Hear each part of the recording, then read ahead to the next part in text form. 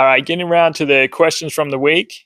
So whether these are asked online or within sessions, sometimes within sessions they're asked at pretty poor times. And so to make an effort to get around to all the questions, I'm going to note them down and hit them. So jumping straight in, I got asked, how often should you train? This is for sprinting, obviously, and then in extension, how often do I train? So to avoid like one of those it depends kind of answers, let's just say I'll just provide context. So let's say that you're a sprinter, you're trying to obviously get faster, your body is healthy, and there's no reason for you to be in the gym at the moment. So usually I'd classify a reason to be in the gym as like an inability to operate in a certain position. So like insufficiency that you need to address in the gym, you can't address it on the track, so you go to the gym to fix it. But let's say none of that applies to you. You're healthy, you're in positions. I would look at sprinting twice a week. But probably the max, if your recovery is pretty good, is probably 2 track sessions and maybe 1 gym session. Personally, for me, and I'm not a teenager anymore, so 29 on 30, what I'll do is train twice a week at the track.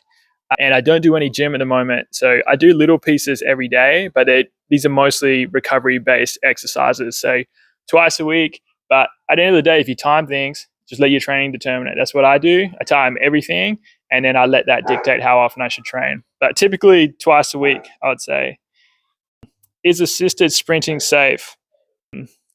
Again, like another context-dependent thing. Let's say that you've already been doing top speed work at training, so anything from fly 10s to fly 30s, your body's good.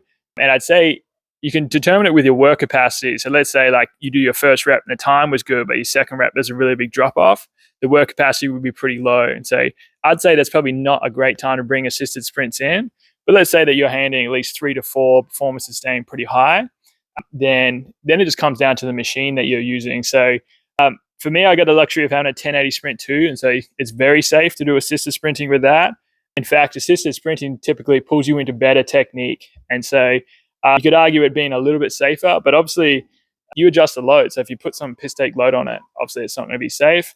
If you use a reasonable couple of kilos to pull through and then you visually look or video your reps, you'll see whether it is safe based on how you're moving. So if you're moving nicely, you're moving better, then absolutely. I will say that's my only experience with assisted sprinting using the 1080 Sprint. That's the best sprint training device in the world. And so I can't speak on other devices. I'll be wary. I mean, the only other one I've seen probably looking into it was the Apex, and that looked super sketchy at top speed. So to me, that didn't look safe, whether that was, I don't know, just a crazy setup, all sorts of things going. So again, just comes down to the device and obviously the things that I mentioned before. Okay, next question. Are you using ankle weights? So they're not ankle weights. Like ankle weights, you'll just like use a strap onto your body and it'll move around.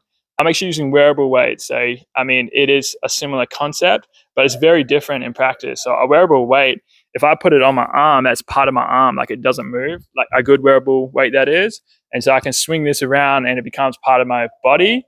And so when it's secured to your body like that, then we actually have a chance to overload rotational inertia instead of just making the end of that lever heavier. So in sprinting, even though it looks linear, things are obviously still rotating. And so when you've got wearable weights on your body, then we are overloading the rotational aspect.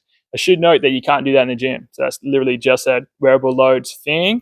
I use it pretty much every session. So obviously, I really believe in the value of that. But yeah, let me just say, I don't use ankle weights and I never would for sprinting. So definitely wearable weights, but that's what I've been using in my training. Another question I get asked is, what's a good top speed? So yeah, I mean, there's different devices that you can measure top speed on. And so I find with the 1080 Sprint, it's probably a touch slower than a comp timing scenario. It just doesn't mean that either is wrong, or even if I find free lap times a little bit faster, again, it doesn't mean that is wrong. You're just talking about 3 different things. So the 1080 times, the 1080, if you're not familiar with it, it's sort of like a portable computer that you take to the track and use for training. And that's doing it based on the data that's coming through from the cord.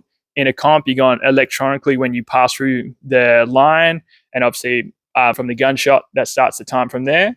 And then a free lap is a magnetic thing. And so again, 3 different ways of timing it. So it really just depends on what you're using. For me, I use the 1080 Sprint. So if you're on a 1080 Sprint, a good top speed to be hitting for a female would be 10 meters per second. For a male, 11 meters per second. These would be really high standards.